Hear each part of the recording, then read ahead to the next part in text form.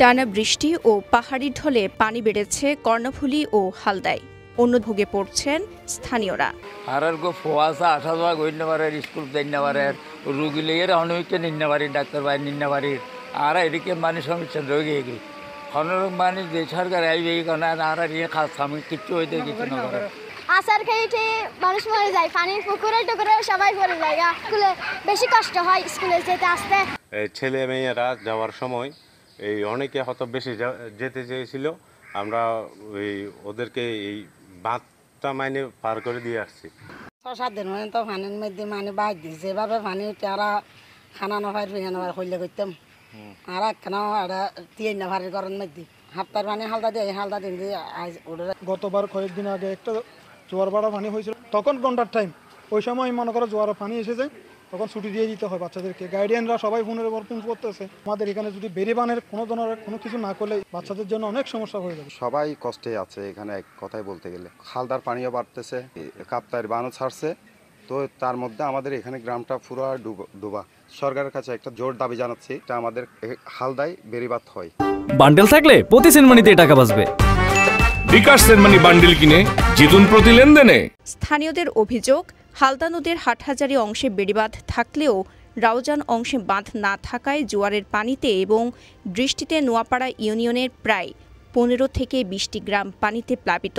প্রতিরক্ষা বাঁধ দেওয়ার দাবি জানান তারা। এখানে প্রায় 15-20টা গ্রাম আছে, যে গ্রামগুলা মানে বর্ষা মৌসুমের 6 মাসই ডুবে থাকে। তো এটার মূল সমস্যাটা আসলে আমাদের যেই ব্যবস্থাপনা, মানে ধরেন আপনি যদি দেখেন এই যে হালদার পশ্চিমাংশ যেটা আছে মহড়া থেকে একবারে হাটাজারি সদর পর্যন্ত, ওই দিকে কিন্তু একটা গত সাম্প্রতিক সময়ে মানে বেড়িবাঁধ হয়েছে, যেটার কারণে ওই এলাকায় আর পানি যাচ্ছে না, কিন্তু ওই পানিগুলো এখন মানে সরাসরি রাউজানাংশের নোয়াপাড়া ইউনিয়ন বাউরকিচ্চরে চলে যাচ্ছে। ধরেন এই পানিগুলো আগে কিন্তু মহড়াতে যেত, চাঁদগাঁও যেত, তারপরে হাটাজারে যেত, আবার রাউজানে আসতো।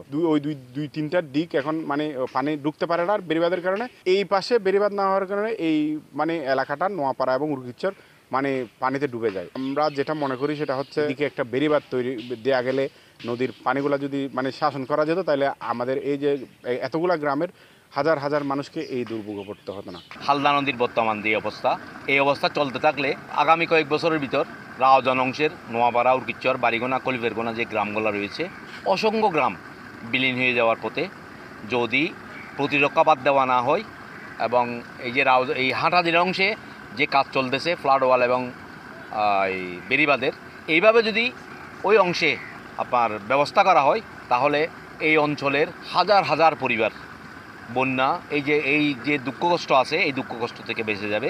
কাপ্তাই বাঁধ খুলে দেয়া এবং জোয়ারের পানিতে নোয়াপাড়া গ্রাম প্লাবিত হওয়ার কারণ বলে উল্লেখ করেন উপজেলা নির্বাহী অফিসার। পানিবন্দী ক্ষতিগ্রস্তদের ত্রাণ সহায়তার ব্যবস্থা গ্রহণ করেছেন বলে জানান তিনি। কাপ্তাই বাঁধটা 3.5 ফিট পর্যন্ত খুলে দেওয়া হয়েছে। তাদের কাপ্তাই হ্রদের একটা 109 মিলিমিটার পর্যন্ত পানির একটা লেভেল থাকতে হয়। জি, ওরা ওই 109 মিলিমিটার লেভেল যতক্ষণ পর্যন্ত অর্জন করবে না ততক্ষণ পর্যন্ত এটা ওপেন রাখবে। আমাদেরকে যেটা জানানো হয়েছে যে তারা আরো 4-5 দিন এই পানি দিয়ে অংশটা তারা খুলে রাখবে। তো অলরেডি আমরা আমাদের পক্ষ থেকে 1 মেট্রিক টন করে চাল আমরা পৌঁছে দিয়েছি। একদিকে কাপ্তাই বাঁধ খুলে দেয়ায় কর্ণফুলীর পানি বৃদ্ধি, অন্যদিকে জোয়ারের পানি, উভয় কারণেই রাউজানের নোয়াপাড়া গ্রামগুলো তলিয়ে গেছে পানির নিচে। এতে দুর্ভোগ পোহাচ্ছে জনসাধারণ। দ্রুত বাঁধ নির্মাণের মাধ্যমে পানি নিষ্কাশনের সমস্যা সমাধানের দাবি জানান ভুক্তভোগীরা। রাউজান থেকে আমির হামজার পাঠানো তথ্যচিত্রে সাফা মারওয়া, কালের কণ্ঠ।